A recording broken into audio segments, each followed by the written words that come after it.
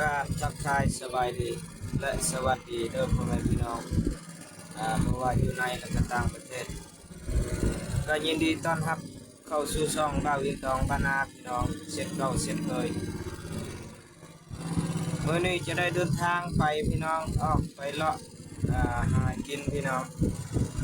ไปพร้อมเมียนี่เมียเป็นผู้ขับเรือพี่น้องเพราะว่าโดนแล้วไม่ได้ไปพี่น้องเลือกระยะเวลาตั้ง10 ไปกว่าวันพี่น้องออกเรือบ่ได้ตั้งแต่พายุโปรลอยมาพี่น้องพายุโปรลอยเข้ามาโอ้กันระยะเวลาหลายเติบพี่น้องตั้งแต่วันที่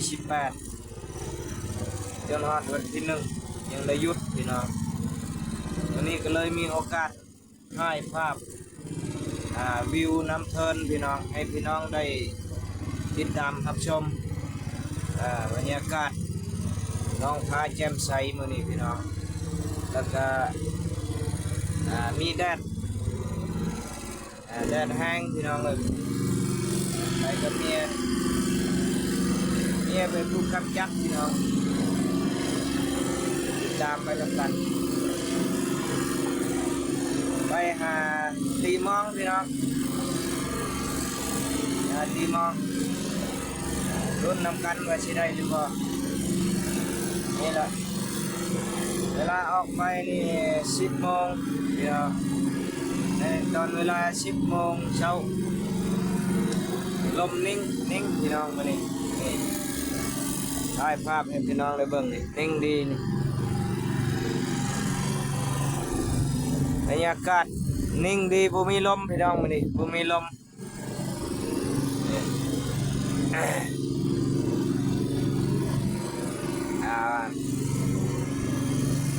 ฝนฟ้าเป็นใจมื้อนี้บ่มีฝนบ่มีลมก็เลยได้เดินทางออกไปสู่หน้าอ่างน้ำเพิ่นพี่น้องไปเลาะติดตามน้ำชมหาปูหาปลาเพื่อเพราะว่าซื้อกินบ่ไหวพี่น้องบ่ไหวบ่มีเงินก็เลยได้พาเมียไปหากินเพราะว่าอยู่เงินกะลายมือเติบแล้ว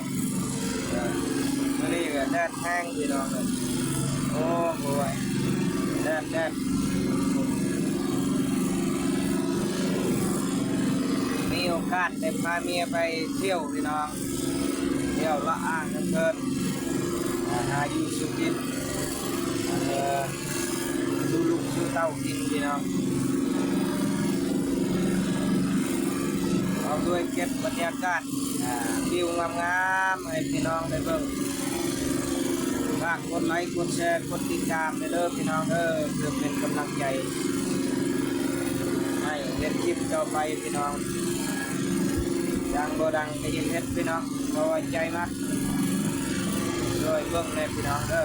ติดตามให้เลยเพราะว่าพี่น้องทางไทยเพราะว่าพี่น้องทางลาวถ้าติดตามเป็นชีทุกท่านนี่แหละวิวบรรยากาศอ่าง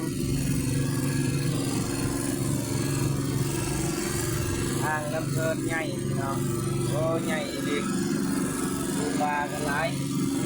รวมสมบูรณ์พี่น้องการทำมากินง่ายพี่น้องเพราะว่าเอาใช้ไปด้วยเรือจักรถ้าพวกนี้จักรเรือไปแล้วพี่น้องโดยกินอนุญาตนะพี่น้องแดดลายพี่น้องแดดแห้งโดยใช้หมวกเลยเพราะว่ามันแดดผมมีหมวกใช้พี่น้องเลยยามันถ้าเมื่อไรได้เงินปั่นกินชิวๆและหวังว่าพี่น้องจะได้ติดตามเดินทาง